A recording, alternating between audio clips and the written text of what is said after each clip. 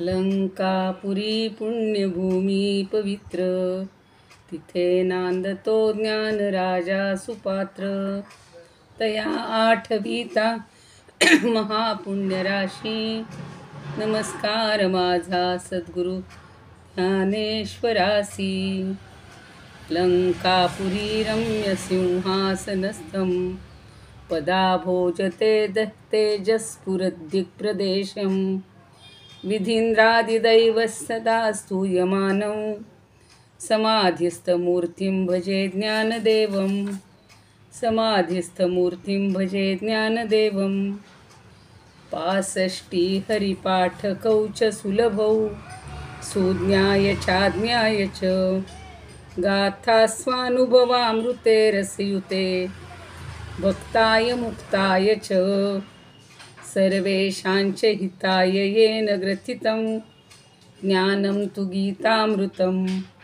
वन्दे तं करुणाकरं प्रभुवरं, श्रीसंतज्ञानेश्वरं. श्रीसंतज्ञानेश्वरं. ज्ञानेश्वर महाराज की जय. पंढरीनाथ भगवान की जय. सर्व ज्ञानेश्वर श्रीकृष्ण भक्तांना, चांगदेव 65 भक्तांना सादर वंदन. आता आपण काल 43वी ओवी पाहिलेली होती आणि 43व्या ओवीत काय सांगितलं होतं ज्ञानदेवांनी की अरे सख्या, मला तुझं दर्शन घ्यायचं आहे, पण तुझं दर्शन घेण्यासाठी काहीतरी मध्ये विस्कळीतपणा येऊ नये. 42मध्ये सांगितलं होतं की सखया तुझेनी उद्देशे भेटावया जीव उल्हासे, की सिद्ध भेटी विसकुसे ऐसिया बिहे. आपण 43ची फक्त सुरुवात केलेली होती की या भेटण्याच्या निमित्तानं माझा जीव खूप आतुर झालेला आहे, उल्लसित झाला आहे. पण तू कसा आहेस हे जवळून पाहण्याची उत्सुकता मात्र खूप आहे. पण आत्मतत्वाच्या दृष्टीनं आपली असणारी ही जी स्वतः सिद्ध भेट आहे, ही त्या देहाच्या उपाधीच्या भेदानं त्याच्यात बिघाड येईल का काय. काल आपण त्याच्यावर चर्चा केलेली आहे की देहाच्या पातळीवर जर आपण विचार केला तर मग आपल्याला पुन्हा सुख दुःख सगळी भोगावी लागतात. आणि देहातीत जेव्हा होतो, आत्म्याच्या पातळीवर जेव्हा पोचतो, तेव्हा हे मन निघून गेलेलं असतं, ज्याला अमन म्हणतात, उन्मन झालेलं असतं. आणि मग आपल्या सगळ्या या जगाचा विसर पडलेला असतो. पण पुन्हा जर अशी कडकडून भेट घ्यायची झाली, देहाच्या पातळीवर घ्यायची झाली, तर मात्र त्याच्यामध्ये काहीतरी अडचण येईल, विस्कळीतपणा होईल, असं भय ज्ञानदेवांना वाटत होतं. आणि म्हणून 43मध्ये ते काय म्हणतात, पुन्हा एकदा 43वी ओवी म्हणूयात. तुमच्याजवळ असतील पुस्तकं तर माझ्याबरोबर किंवा माझ्या मागून म्हणा. घेवो पाहे तुझे दर्शन, घेवो पाहे तुझे दर्शन. तव रूपा येवो माझे मन, तव रूपा येवो माझे मन. तेथे दर्शना होय अवजतन, तेथे दर्शना होय अवजतन. ऐसे गमो लागे, ऐसे गमो लागे. येवो पाहे तुझे दर्शन, घेवो पाहे. अरे तुझं दर्शन घेवो पाहे म्हणजे घ्यावं असं मला वाटतंय रे. ते कसं येते की तव रूपा येवो माझे मन. माझं मन जे आहे ते तुझ्या रूपाशी, स्वरूपाकाराशी एकरूप होऊन जावं असंही वाटते. पण अशी स्थिती झाली की काय होईल, तेथे दर्शना होय अवजतन. पण असं दर्शनाचा व्यवहार होतच नाही. अवजतन म्हणजे काहीतरी आडकाठी येते. गमोला ऐसे गमो लागे. पण अशी स्थिती झाल्यानंतर दर्शनाचा व्यवहारच होत नाही किंवा अडथळाच येतो, अडकाठी येते, असंही एका बाजूला वाटते. आता त्याच्यावरची चर्चा म्हणा किंवा त्याच्यावरचं विवेचन जे आहे ते थोडं समजून घेऊया. प्रत्येक संपादकांनी, प्रकाशकांनी किंवा ज्याच्यावर ज्यांनी अभ्यास केलेला आहे मोठमोठ्या लोकांनी, ते वेगवेगळ्या पद्धतीने त्याचं हे करतात, विवेचन करतात. आपण ते गोडीची वगैरे सगळी उदाहरणं पाहिली. आता काय म्हणतात की तुझे दर्शन घेवो पाहे, आपल्याला अन्वय पाहायचा असेल तर असं आहे, तव मम रूपा येवो पाहे, तेथ दर्शना अवजतन होय ऐसे गमू लागे. मी सांगितलं तसं अवजतन हा शब्द फक्त नवीन आहे, अडचण होईल आणि त्यामुळं त्याच्यामध्ये काहीतरी प्रतिबंध येईल. तुझं दर्शन घ्यावं असं मनात आणताच मन आत्माकार होऊन जातं आणि अशा स्थितीत दर्शनाचा व्यवहारच होत नाही असं वाटू लागतं. जोपर्यंत आपण मनाच्या पातळीवर आहोत ना, तोपर्यंत आपल्याला हे दृश्य जग सगळं दिसतंय आणि मग तो आनंद म्हणा किंवा ते दुःख म्हणा, जे काय असेल ते आपल्याला अनुभवावं लागतं. पण एकदा हे मन आत्मरूप झालं, आत्माकार झालं की अशा स्थितीत हा दर्शनाचा व्यवहार संपूनच जातो. म्हणजे त्यात अडचण येते, ते होऊच शकत नाही. कारण एकदा लीनता आलेली आहे, आत्मरूप झालेले आहे, हे समजल्यानंतर बाकी पुढचे व्यवहारच होत नाही. पण नकळत असं वाटतंय की जर तसं व्हायला लागलं तर मात्र हे मन काय करेल, मन तुझ्या रूपाला येईल, आत्मरूपाला येईल आणि मग तुझ्या दर्शनाला गौणत्व मिळेल किंवा त्या ठिकाणी अडचण येते असं वाटायला लागतं. आता बघा, दोन पातळीवर आपलं सुद्धा असतं. आपलं मन असं एकदा म्हणतं की मला असं वाटतंय असं करावं आणि पुन्हा दुसरं मन म्हणतं नको, काही हे नकोच, आता ही जी एक भेट झाली आहे एवढ्यातच आपण समाधान मानूया. मग पुन्हा काही जण म्हणतील नाही बाबा आपण एकत्रित जेवण जेऊया, नाही बाबा आपण एखादी पार्टी करूया. हे सगळं दृश्य भागात आहे, दृश्य स्वरूपात आहे. पण एकदा अंतरात्म्याची भेट झाल्यानंतर या सगळ्या उपचारांना, या सगळ्या बाकीच्या व्यवहाराला काही अर्थच उरत नाही. आता ज्ञानदेवांना सुद्धा चांगदेवांचं दर्शन घेण्याची इच्छा होतीये, पण त्या मनामुळं अडथळा येतो. हे मन सगळीकडं, आपण म्हणतात ना ये मन, हे मन जरा मध्ये मध्ये मध्ये मध्ये लुडबुडत असतं. एखाद्या व्यक्तीला अगदी मदत करावी असं आपलं मन छान म्हणतं, अगदी आपण असे उदार झालेले असतो की चला आत्ता लगेच याची संकट, याची अडचण दूर करावी. आणि तेवढ्यात येऊन कोणतरी कानात सांगतो, अहो जरा नीट विचार करा, त्यांना दिलं तर पुन्हा आपल्या वेळेला परत मिळेल का. झालं, हे मन आलं ना, मनामध्ये विकल्प आले ना, संकल्प आणि विकल्प ह्याच्यातच ते अडकून राहतं आणि लगेच आपला देत असलेला हात आखडला जातो, मागे जातो. हे रोजच्या व्यवहारात होते. मग ज्ञानदेव सुद्धा म्हणतायत की मला दर्शनाची फार इच्छा होतीये, पण ह्या मनामुळं सगळी अडचण येते. जसं समर्थांनी सुद्धा 205 श्लोक मनासाठी दिलेले आहेत बघा, की हे मन काय करतंय, मन या सगळ्यापासून आपल्याला परावृत्त करत असतं. कारण हे जे दर्शन आहे हे शरीराचं नाही आहे, हे एकात्म भावनेनं घ्यायचं आत्मदर्शन आहे. आणि आत्मदर्शन घेत असताना जर मन मध्येच उभं राहिलं तर त्या आत्मदर्शनाला गौणत्व येईल, प्रतिबंध येईल.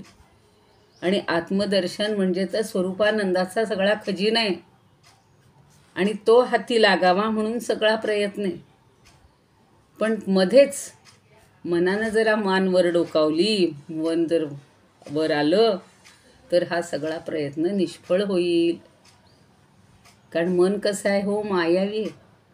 ते मायावी इंद्रिय आहे, सगळ्याशी माया निर्माण करत असतं आणि साधकाला नेहमी द्वैतात घेऊन जात असतं. अगदी ठरवलं, काल ठरवलं की नाही आपण, आज किती जणांनी म्हटली ज्ञानेश्वरी, पुन्हा त्याच्यावर काल आपलं बोलणंच झालं नाही, त्याच्या आतच आपली मीटिंग संपली. त्याच्यावर एकदा ठामपणे असा खुंटा बळकट करायला पाहिजे होता. मग काल सगळ्यांनी विचार केला असेल, अरेच्या उद्यापासून करायचं का काय ज्ञानेश्वरीचं पारायण. काहींनी ठरवलं असेल नाही छान आहे कल्पना, आपलं तसं वैयक्तिक होत नाही ना, आपण सगळ्या ग्रुपमध्ये करून टाकूया. पण पुन्हा ते मन आलं, हो आता होळी आली, पाडवा आला, रामनवमी आली, मग आपल्याला त्याच्यामध्ये सगळं लक्ष द्यावं लागेल. मग हे ज्ञानेश्वरीचं मध्येच कुठं ठेवायचं? आलं आलं मन मध्ये की सगळे विकल्प आले. कारण हे मायावी इंद्रिय हे बाहेर सगळं भुलत असतं आणि त्यामुळं आपल्याला द्वैतात घेऊन जात असतं. मग तसंच आत्मसाधनेत सुद्धा मन हा मोठा प्रतिबंध आहे. अनेक संकल्प विकल्प ते सारखं करत असतं. मी आत्ता सांगितलं तसंच किती दिवसाकाठी किती विकल्प आहेत. आता आम्ही त्या गोविंद महाराजांच्या कार्यक्रमाला गेलो होतो आणि तिथे त्यांच्या सौभाग्यवती त्या दिवशी मी सांगितलं होतं बहुतेक तुम्हाला की त्या इतक्या हसतमुख होत्या, प्रत्येकाचं स्वागत करत होत्या, नमस्कार करत होत्या, कोणाला काय द्यायचं ते देत होत्या, घेत होत्या, पण काहीच बोलत नव्हत्या हो. आणि मग असं मनात आलं की बाई हा काहीच बोलत नाही, आता आपला कसा संवाद होणार. तर त्यांची पहाटे 4 वाजल्यापासून दुपारी 1 पर्यंत ही मौनाची साधना होती. असे साधना करणारे आजही लोक आहेत की भले तुमचा कार्यक्रम असू, सगळेजण येणार असू किंवा नाही, पक्क राहायचे, मनाने पक्क राहायचे. आपण काय म्हणलं असो, जाऊ दे आजच्या दिवसात एवढे सगळे लोक भेटायला येणार, मग आपण बोलूया बाबा त्या दिवशी. त्यांनी 1 वाजेपर्यंत ते मौन पाळलं आणि 1 वाजता सगळ्यांची जेवणं झाली, सगळे निघायला लागले. मग मात्र त्यांनी आपल्या मुखातून जे जे काही कोणाला व्यक्त करायचे ते सगळं सुरू केलं. म्हणजे हे सगळं मनाच्या नियंत्रणावर आहे. मनाला तुम्ही किती ताब्यात ठेवाल त्याच्यावर अवलंबून आहे. म्हणून ज्ञानदेवांना सुद्धा भीती वाटते की आत्मदर्शनामध्ये मध्येच जर मन उघडलं तर, मनानं उठाव केला तर. म्हणून समर्थांची तर किती श्लोक आहेत, पण त्यातले 2 फक्त पाहूया आपण. मना प्रार्थना तुझला एक आहे, रघुनाथ थक्कीत होऊन पाहे, अवज्ञा कदा हो यदर्थी न कीजे, मना सज्जना राघवी वस्ती कीजे. सारखं मनाला, सज्जनाला राघवाच्या ठिकाणी वस्ती करायला सांगितली. जयाचे निसंगे समाधान भंगे, अहंता अकस्मात येऊन लागे, तया संगतीची जनी कोण गोडी, जिये संगती नेमती राम सोडी किंवा तोडी. फार छान सांगितलं की जी संगत आपलं समाधान भंग करते, शिवाय अचानक अहंता अकस्मात येऊन लागे, तो अहंकार असा उफाळून येतो, तया संगतीची जनी कोण गोडी. पण त्या संगतीचीच लोकांमध्ये फार गोडी असते. क्षणाचा जो काही काय म्हणू आपण मोह असतो त्याच्या आहारी मनुष्य जातो आणि त्या संगतीमुळं मती राम सोडी. त्या रामाचा विचारच करू देत नाही अशी संगत आपल्याला मिळते बघा कधी कधी. छान अगदी तीर्थक्षेत्री गेलो असू, चांगल्या संतांच्या मेळाव्यात गेलो असू आणि तिथं अचानक कोणतं, अरे काय हे काय तुला कुठलं खूळ सुचलं, आत्ता हे वय काय, आता रिटायर झालोय, एन्जॉय करायचा, मजा करायची, आणि कुठे हे परमार्थाच्या मागे लागलास आणि कसलं राम राम राम राम करत बसलाय. चल जरा जाऊन येऊ, फिरून येऊ, इकडं जाऊ तिकडं जाऊ, एन्जॉय करू, चला 2-4 पिक्चर बघू, तिकडं अमुक कार्यक्रम लागलाय. चाल मनाने त्या संगतीची सोडलीच, रामाची संगत सोडलीच आणि लगेच मन तिकडं भरकटायला लागतं. हे सामान्य माणसांच्या बाबतीत होतं. ज्ञानदेव तसे नाही आहेत. ज्ञानदेवांचा स्वतःवर पूर्ण ताबा आहे. त्यांनी आपल्या उदाहरणातनं दाखवून दिले की कितीही मनाला काहीही यातना झाल्या, मनाविरुद्ध झालं, मनाला अनुकूल झालं, तरी त्याला वर तोंड करून द्यायचं नाही, त्याला असंच नियंत्रणातच ठेवायचं. म्हणून काल परवा त्या ज्ञानेश्वरीतल्या काही ओव्या अशा छान सांगितल्या होत्या की हे सगळे इंद्रिय, हे सगळे विषय, हे सगळे मन पायाशी लोळण घेऊ देत, पडू देत पायाशी, पण त्यांच्याकडे बघितलंच नाही तर काय करेल हो. मनानं जर त्याच्याकडं ढुंकूनच पाहिलं नाही तर ते सगळे जिथल्या तिथं सगळे जे विषय आहेत, वासना आहेत, त्या सगळ्या जिथल्या तिथं राहतील आणि आपला ठाम निश्चय असेल तर आपल्याला आत्मदर्शन घडेल. मग हे आत्मदर्शन, आत्मज्ञान ते प्राप्त होण्यापूर्वी मनाला काय व्हायला पाहिजे? अमनस्कपणा, म्हणजे मन विसरून जायला पाहिजे. म्हणजेच मनाची उन्मनी अवस्था व्हायला पाहिजे. मन अमन झाल्याशिवाय, माझ्या ठिकाणी मन आहे हे नाहीच, म्हणजे नाही, त्याशिवाय परमात्मा स्वरूप होऊ शकत नाही. म्हणून लाखात काय कोटींमध्ये एखादा असा होत असेल हो, पूर्ण अमन झाला, परमात्मा स्वरूप झाला.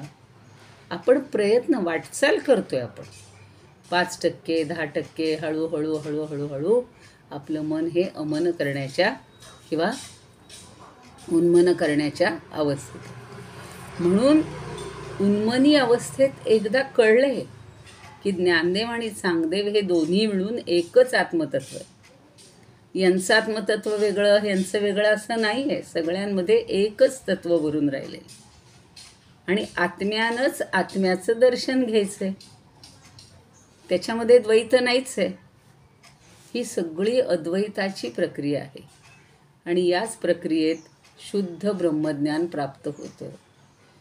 म्हणून मध्येच ते मन डोकावेल की काय, त्याच्यामुळं काही विस्कळीतपणा येईल की काय, त्या दर्शनाचे सगळा मध्ये घोटाळा होईल की काय, असं म्हणतात. म्हणून तुकारामसुद्धा काय म्हणतात बघा, तुकाराम महाराज, शुद्ध ऐसे ब्रह्मज्ञान, शुद्ध ऐसे ब्रह्मज्ञान, करा मन सादर, रविरसा सकळा शोषी, गुणदोषी न लिंपे, कोणासवे नाही चोरी, सकळावरी समत्व, सत्य तरी ऐसे आहे, तुका पाहे उपदेशी. म्हणजे ब्रह्मज्ञानासाठी अगोदर मनाला सादर, म्हणजे आदरानं तिकडं लावलं पाहिजे. किती छान सांगितले बघा. प्रत्येक संतांनी या मनाला खूप समजावून दिले. हरिभक्तीसी सादर व्हावे असे आपण ऐकतो ना. म्हणजे एकदा मन तिकडे लागलं ना, आदरानं लागलं ना, आदरासह, की मग काय होतं, पहिल्यांदा मनाला जरा सुस्कारावं लागतं, थोडं समजावून द्यावं लागतं, त्याशिवाय ते परमार्थाकडं वळतच नाही. पण एकदा परमार्थाची गोडी लागली, पूर्णपणे हा मन हे त्याच्यासाठी सिद्ध झालं की हळूहळू हळूहळू प्रगती होत जाते. बघा आता रोज असं वाटतं, पहाटे झाली ज्ञानेश्वरी, पुन्हा काय आपण दासबोध पाहतोय, पुन्हा काय मनाचे श्लोक आहे, परत असं वाटतं एक तासभर नामदेवांच्या गाथा वाचावी, परत वाटतं एकनाथांची वाचावी. हळूहळू हळू त्याच विषयामध्ये, त्याचमध्ये भगवद्गीता तर आहेच, याच्यावर आपलं मन जेवढं रमवता येईल तेवढं आपल्या विषयांपासून, दैनंदिन जीवनातल्या, संसारातल्या, काय म्हणू आपण, सुखदुःखांपासून किंवा कटकटींपासून थोडं बाजूला होईल. आणि मग सूर्याची उदाहरण दिलं आहे बघा त्यांनी, तुकारामांनी, की सूर्य काय करतो, आपल्या किरणांनी सगळा रस, ओलावा हा शोषून घेतो, पण कुठल्याही गुण किंवा दोषांनी तो लिंपित होत नाही, लिंपला जात नाही. तो स्वतःला कुठलाही दोष लावून घेत नाही, त्याला कसलाही डाग लागत नाही, तो स्वच्छच्या स्वच्छच राहतो आणि सर्वांच्या ठिकाणी समत्व ठेवून कुणाचंही काहीही चोरून घेत नाही. नाही तर काय हो, असं जर सूर्याच्या ऐवजी आपल्यापैकी कोणी असतं, आपल्यापैकी म्हणजे असे स्वार्थी जे लोक आहेत, आपण नाही आहे त्याच्यापैकी, की एखाद्याच्या श्रीमंताच्या घरात सगळं असं मोकळ्यावर ठेवलेलं, आधी पूर्वीच्या काळी तर रत्न माणकं सगळी अशी बाजारात, त्या उज्जैनच्या बाजारामध्ये सांगितलेलं होतं की सगळी हिऱ्या माणकांचे, रत्नांचे असे ढीकच्या ढीक पडलेले असायचे विकायला, जसे आपले ज्वारी बाजरीचे गव्हाचे असे हल्ली राशी असतात खेड्यापाड्यातून, आणि तिथले लोक आनंदानं ते खरेदी करायचे. तर त्याच्यात तर त्यांनी असं वर्णन केलेलं होतं की आता बघा ना, माप देताना काही थोडंफार सांडतं की नाही, 2-4 दाणे खाली सांडतात, तसे ते मोती, माणकं, हे रत्न अशी खाली सांडायची आणि एवढंच काय ती रस्त्यावर ओघळून जायची आणि मग जर पाऊस बिऊस आला तर ती सगळी पुन्हा समुद्रात जायची. म्हणून ते म्हणायचे की म्हणून त्याला रत्नाकर म्हणतात, की आधी समुद्रातनंच सगळी रत्न बाहेर येतात, पण पुन्हा ती त्याच्यामध्ये मिसळली जातात. तसं हा सूर्य जर असं श्रीमंतांच्या मोठ्या मोठ्या महालांच्या राजवाड्यांच्या याच्यातली जर तशी संपत्ती किंवा त्यातलं तेज असं गोळा करायला लागला तर, पण तो कुठल्याही दोषाने लिंपित होत नाही, त्याला कसलाही डाग लागत नाही आणि सर्वांच्या ठिकाणी तो समत्व ठेवतो. म्हणून आपण ज्ञानदेवीत पाहिलेलं आहे की श्रीमंतांच्या घरावरही महालांवरही तो तेवढाच प्रकाश देतो आणि गरिबाच्या झोपडीवरही तो तेवढाच प्रकाश देतो. असं समत्व आपल्या ठिकाणी पाहिजे. आणि मग तुकाराम महाराज पुढेही असं सांगतात की सद्गुरूंच्या उपदेशातून हेच सत्य मला लाभलंय. सत्य तरी ऐसे आहे तुक पाहे उपदेशी, उपदेशातून मला कळले. आणि सद्गुरूंच्या उपदेशाची महती इतकी आहे की ती सगळ्या संतांनी गायलेली आहे. समर्थांनी सुद्धा सोलीव सुख नावाचं जो छोटासं प्रकरण लिहिलेलं आहे, त्याच्यामध्ये सुद्धा ते शिष्याला सद्गुरूंचा अनुग्रह किंवा दीक्षा किंवा कृपाप्रसाद कसा मिळतो ते सांगतात. आणि आधी त्यांची स्थिती कशी असते तेही सांगतात. सुरुवातीला काही शिष्य अगदी तयार झालेले नसतात. जे भवसमुद्री पोळले आपल्यासारखेच असतात सगळे. या भवसागरामध्ये पोळून निघालेले असतात. विषयमध्ये अंध जाहले, या विषयाच्या मदानी अंध झालेले असतात. 84 वाहू लागले, आणि 84 लक्ष येऊन येत की नाही त्याच्यातून ते व्हायला लागले. मार्ग सुचेना तयांसी, कुठला जन्म मिळेल काय काही माहिती नसतं. पापपुण्यावर आपल्या कर्मसिद्धांत आहे सगळा. जे कर्म केलं त्यानुसार. म्हणून 6व्या अध्यायात भगवंत म्हणतात ना, शुची नाम श्रीमता अंगे हे योग भ्रष्टोभिजायते. शुची म्हणजे अत्यंत पवित्र असलेले, आणि श्रीमंत म्हणजे सगळ्या सद्गुणांनी युक्त असे श्रीमंत. श्रीमताम गेहे असा जो योगभ्रष्ट झालेला असतो त्याचा पुन्हा तिथे जन्म होतो. तसं हा जो सगळ्या भवसागरात पोळून निघालेला आहे त्याला काही मार्ग सुचत नाही. ऐसे विश्व बहुत बुडाले, मी जीव म्हणून धावू लागले. मुळींचे स्मरण विसरले, मी कोण ऐसे. आधी कोण होतो, मागच्या जन्मात कोण होतो, आता कोण झालो, काही आठवत नाही हो आपल्याला. ते सगळं विसरलेला असा शिष्य असतो. आणि मग सद्गुरूंची प्राप्ती होण्यापूर्वी चांगदेवासारखेच अनेक जण या भवसागरात पडून विषयांच्या मदानं अंध होऊन 84 योनीत वाहू लागतात, आणि त्यातून सुटण्याचा कोणताही मार्ग दिसत नाही. भरकटत जातात. कुणी म्हणतं अहो तिकडे जा, तो रस्ता आहे तुम्हाला चांगला, हां त्या संतांकडे जायला. नाही अहो कोणी म्हणतील अहो या बाजूला पाहिलं होतं मी. म्हणजे भरकटले जातात, काही सुचत नाही. आणि असंख्य जीव असे सैरावैरा धावत सुटतात. आपण कोण आहोत हेच सगळं विसरलेले असतात. म्हणून चांगदेव महाराजसुद्धा खरं महान योगी आहेत. 1400 वर्षाची तपश्चर्या आहे त्यांची, पण मी कोण आहे हेच त्यांना अजून समजलेलं नाही. आणि त्यामुळं ते तसे वावरत होते. थोडासा अहमपणा होता त्यांच्या ठिकाणी. म्हणून तर आपल्याला माहिती आहे, पत्र लिहायला घेतलं तर काय लिहावं. तीर्थरूप लिहावं तर वयाने लहान आहेत, चिरंजीव लिहावं तर ज्ञानाने मोठे आहेत. नमस्कार लिहायचा का आशीर्वाद लिहायचा, सुरुवातच गाडी अडली.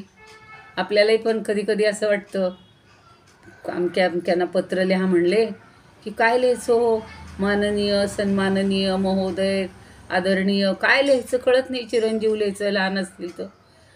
त्यांची अवस्था तशी झाली आणि शेवटी त्यांनी कोरं पत्र पाठवून दिलं. ते तर आपल्याला माहिती आहे, त्याचं उत्तर म्हणून हे आपण पाहतोय ऐकतोय. तर त्याच्यावरनं निवृत्तींनी फार छान, मुक्ताबाई म्हणते कोऱ्या चांग्या कोराच आहे, पण त्याच्यावर निवृत्तींनी इतकं छान स्पष्टीकरण दिलं की कोरा आहे म्हणजे तो स्वच्छ आहे, त्याच्यावर संस्कार करणं सोपं आहे. लहानपणी असे म्हणायचे बघा की कोरी पाटी असली ना की त्याच्यावर अ पासून किंवा ग पासून ते शिकवता येतं. पण पहिलंच जर काही खूप लिडबिडलेलं लिहिलेलं असेल तर ती धुवा पुसा त्याच्यात वेळ जातो ना.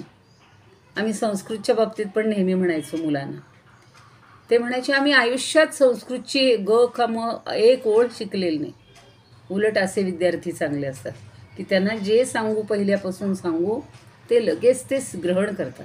आणि ज्यांचा थोडाफार अभ्यास झालेला असतो काहीतरी शिकलेले असतात आणि मग ते त्यांना शंका मनामध्ये येतात. तसं आता इथे सुद्धा ज्ञानदेवासारख्यांनी सारखे ब्रह्मज्ञानी त्यांना भेटलेले आहेत, संत भेटलेले आहेत आणि ह्या चांगदेव 65नं त्यांना उपदेश करतायत. आता बघा ना, बघता बघता आपल्या 43 ओव्या झाल्या. आत्मा, परमात्मा, ब्रह्म, परब्रह्म, अरे चांगदेवा सगळं तूच आहेस असा त्याला बोध केलाय. आणि सद्गुरूंच्या अनुग्रहाशिवाय या बोधाचा, ज्ञानाचा अनुभव येणं शक्यच नव्हतं. म्हणून पुन्हा मगाचं जे सांगितलं तसं समर्थ रामदासांनी त्या सोलीव सुखामध्ये त्या प्रकरणात पुन्हा सांगतात की हा शिष्य या सगळ्या भवसागरातून मुक्त होण्यासाठी त्यांनी सद्गुरूंना शरण जावं लागतं. सद्गुरू तर अत्यंत उदार असतात आणि मग शिष्य काय म्हणतो, ऐसे औदार्य तुझे सघन, म्हणून आलो मी शरण, दयार्णवा कृपा करून मज दातारे तारावे, आपण आपणांचे पावे, ऐसे माझे मनी बोलावे, ते दातारे गोचर करावे. गोचर गो म्हणजे इंद्रिय, इंद्रियांना समजेल असं करावं. रोकडे ब्रह्म, पण असं ब्रह्म दाखवता येतं आहे का, हे बघ हे ब्रह्म आहे असं नाही दाखवता येत. पण ते सद्गुरूंची जर आपल्या मस्तकावर हात फिरला, त्यांनी ठेवला, तर त्या अंतर्ज्ञानानं आपल्याला सगळं समजतं. ते दातारे गोचर करावे, रोकडे ब्रह्म, ऐसा शिष्याचा प्रश्न ऐकुनी, ज्ञानाचे भरते आले स्वामी लागोनी, आसन सोडून यात एक क्षणी, फार पुढं छान सांगितलेलं आहे. कडकडोनी भेटले, शिष्य म्हणतो हे गुरुराया, शिष्य म्हणतो हे गुरुदेवा, तुमचे महान औदार्य पाहून मी तुम्हाला शरण आलेलो आहे आणि आता हे दयासागरा, या भवसागरातून माझी सुटका करा किंवा माझा उद्धार करा. आणि असं जेव्हा ते सांगतात ना, शिष्य जेव्हा बोलतो ना, तो पुन्हा पुन्हा म्हणतो की माझ्यावर एवढी कृपा करा गुरुदेवा, मला माझ्या निजस्वरूप आत्मस्वरूप प्राप्तीसाठी असा उपदेश करा की हे रोकडं ब्रह्म मला गोचर व्हावं, समजावं. आणि शिष्याचा हा प्रश्न ऐकून गुरुदेव लगेच काय करतात, ज्ञानाचे प्रेमाचं भरतं येतं त्यांना, स्वामींना, आणि त्यांनी त्या शिष्याला आपल्या आसनावर उठून खडखडून मिठी मारली. आणि हा सद्गुरूंचा दिव्य स्पर्श होताच सद्गुरू म्हणतात, बाळा हे घे तू निजवस्तू, आत्मस्थिती. ज्यांनी कोणी अनुग्रह घेतला असेल, ज्या ज्या स्वामींचा, ज्या ज्या गुरूंचा, तो क्षण आठवा. मला सुद्धा तो क्षण आठवतो. आणि खरंच आपल्या सगळ्या अंगामध्ये एक वेगळी चेतना येते, चैतन्य येतं, प्रेरणा मिळते आणि काहीतरी वेगळा अनुभव येतो. ती अनुभूतीच असते, ती जतन करून ठेवायची असते. ऐसे पाहुनी सद्गुरुनाथ, पद्महस्त मस्तकी ठेविला. त्यांचा पद्महस्त म्हणजे हस्तरूपी पद्म मस्तकावर ठेवलेला आहे. वत्सा सावध त्वरित, निजरूप पहा आपुले. आता ते सांगतात की पहा तू तुझं निजरूप, आणि त्याला ते निजरूप दिसतं. असं त्या सोलीव सुखात फार सुंदर वर्णन केलं. आता इथे सुद्धा ज्ञानदेवांनी काय केलं की कुंडलिनी सिद्धयोग, महायोगाची म्हणजे शक्तिपाताची ही स्पर्श दीक्षा होत असताना दाखवलेलं आहे. आता कुंडलिनीची आपण सगळी प्रक्रिया किंवा ती जागृती कशी करायची ते सगळं ऐकलं आहे, पाहिलं आहे, पण आपल्याला अनुभव नाही तो आलेला. पण आपल्याला तसे गुरु भेटायला हवेत. आणि मग मागच्या प्रकरणात चांगदेवांना अशीच शक्तिपाताची दीक्षा ही मुक्ताबाईंनी दिल्याचं सांगितलेलं आहे, नाही का, आपण काल पाहिलं. आणि मग नाथ संप्रदायातील गहिनीनाथांकडून हा शक्तिपात साधनेचा वारसा निवृत्तीनाथ, त्यांच्याकडून ज्ञानेश्वर, मग सोपान, मग मुक्ताबाई या भावंडांकडे आलेला होता. सगळ्यांना तो अनुभव आलेला होता. आणि त्या साधनेनं अनेक आर्त, जिज्ञासू, मुमुक्षू भक्तांचं समाधान केलेलं होतं. आर्तो जिज्ञासूर अर्थार्थी, ज्ञानीच वरतर्षभ, 4 प्रकारचे भक्त असतात ते आपण पाहिलेले. तर त्या 4ही प्रकारच्या भक्तांना ही दीक्षा दिली जाते, त्यांचं समाधान केलं जातं. आणि या चांगदेव 65 या ग्रंथात अशा भक्तांच्या उद्धाराची तळमळ दिसून येते.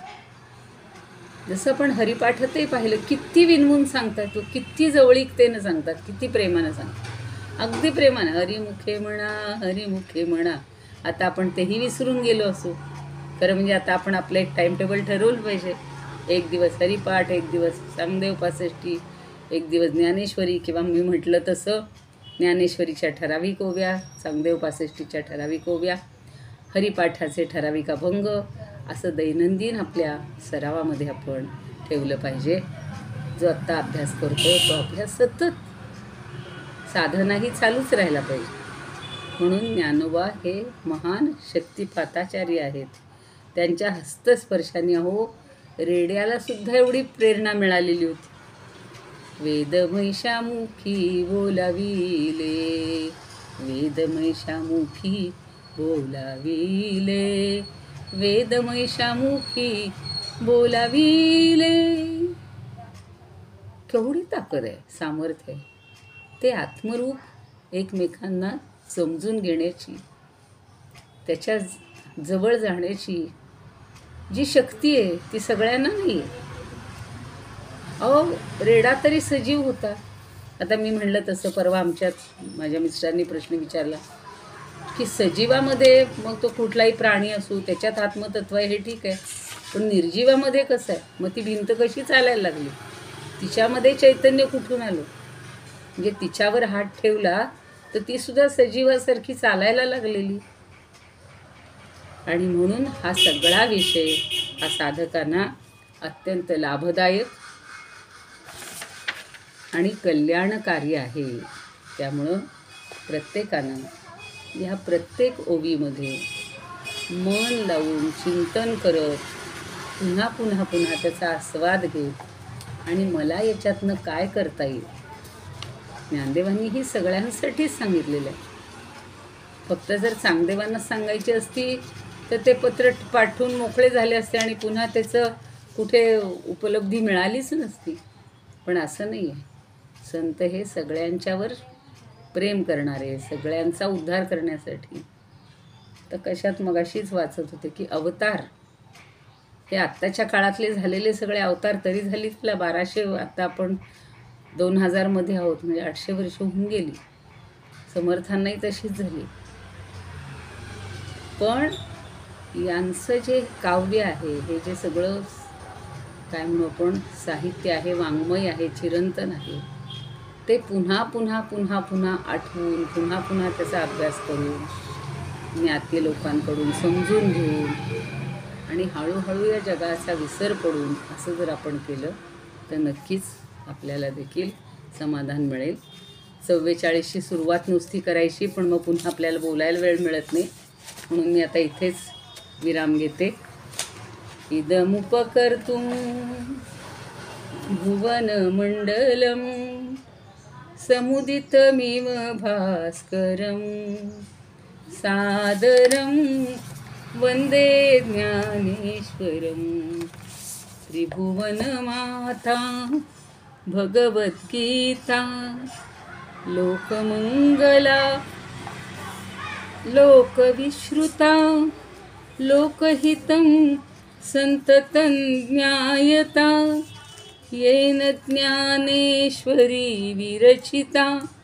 श्रुत्वा प्राकृतगिरं सादरं वंदे ज्ञानेश्वरं सादरं वंदे ज्ञानेश्वरं. आरती ज्ञानराजा महाकैवल्य तेजा सेविती साधू संत मनुवेधला माझा. आरती ज्ञानराजा लोपले ज्ञान जगी हित नेणती कोणी. अवतार पांडुरंग नाव ठेविले ज्ञानी. आरती ज्ञानराजा कनकाचे ताट करी उभ्या गोपिका नारी. नारद तुंबरूप सामगायन करी. आरती ज्ञानराजा. प्रगट गुह्य बोले विश्व ब्रह्मची केले रामा जनार्दनी पायी मस्तक ठेविले आरती ज्ञान राजा महा कैवल्य तेजा सेविती साधू संत मनु वेधला माझा आरती ज्ञान राजा ज्ञानेश्वर महाराज की जय पंढरीनाथ भगवान की जय जय तू श्री कृष्ण जय तू ज्ञानदेव धन्यवाद।